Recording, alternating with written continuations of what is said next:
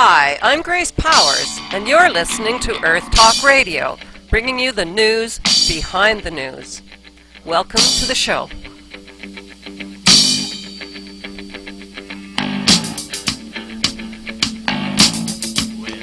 we grew up and went to school, there were certain teachers who helped children any way they could. If you've never heard rumors about the government's blackest and scariest secret, you're hearing it right here, right now, on Earth Talk Radio. I'm talking about concealed underground cities called DUMBs. DUMB is an acronym for Deep Underground Military Bases. The government calls them DUMBs to mock us, because they think we're too dumb to figure out what DUMBs really are. Yes, we're dumb all right. We're dumb enough to trust the government. How big are these deep underground bases? According to eyewitnesses, they're about the size of a medium-sized city, and they're anywhere from 10 miles to 30 miles across, with an average depth of 4¼ miles. Wow. In America alone, there's at least 140 of them, and most of the tunneling activity is under military installations. These underground cities have reportedly been under construction day and night since the 1940s. Worldwide, there's about 1,500 of them.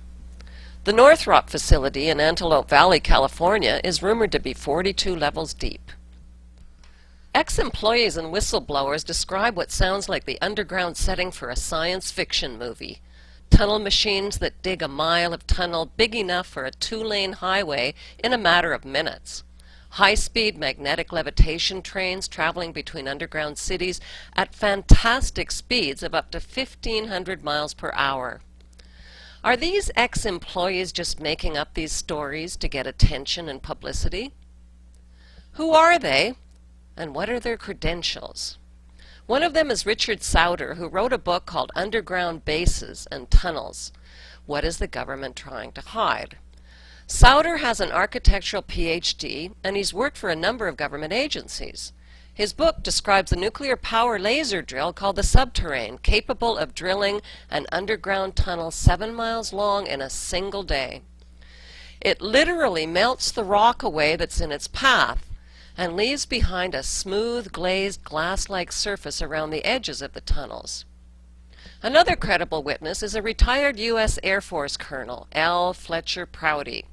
He wrote a book in 1973 called The Secret Team, explaining how underground cities are hidden from public view.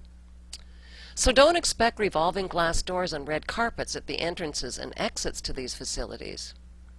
From 1955 to 1963, Prouty was the liaison between the CIA and the Department of Defense for military support of special operations. The Secret Team, which he names after his book, is a powerful, brutally violent international team that overthrows and influences governments all over the globe.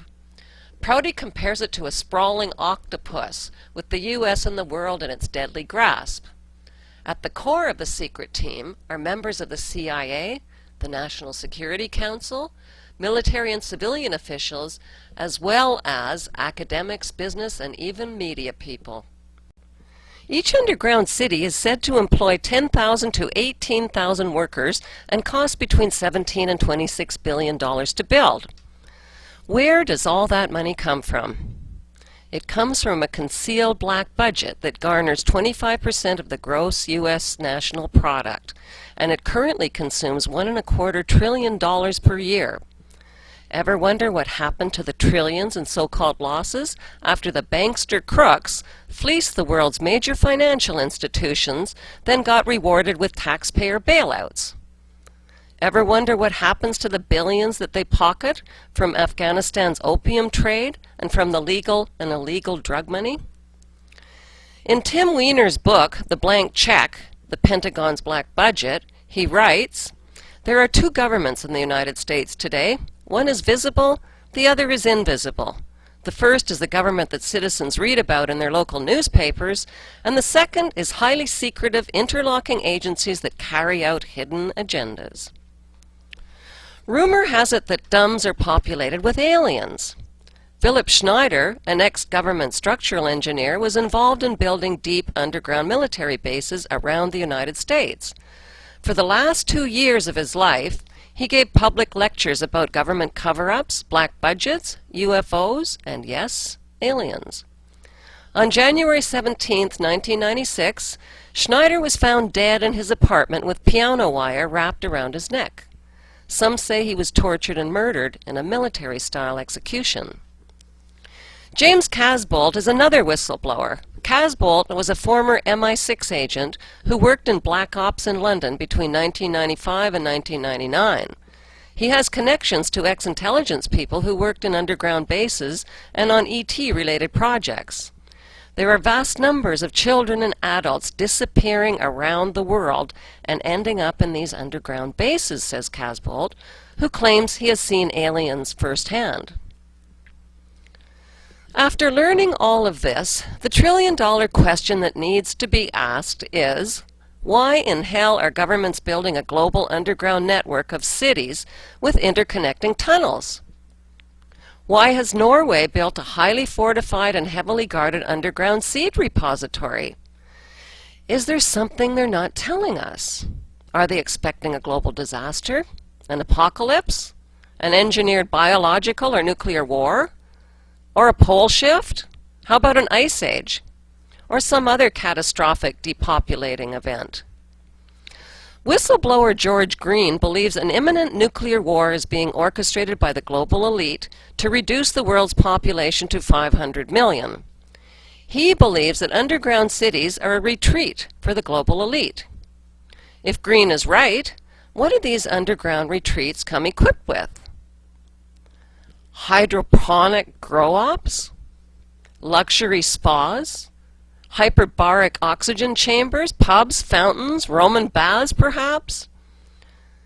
With their stolen trillions, they can even simulate starry night skies and sunny days, just like at your local planetarium.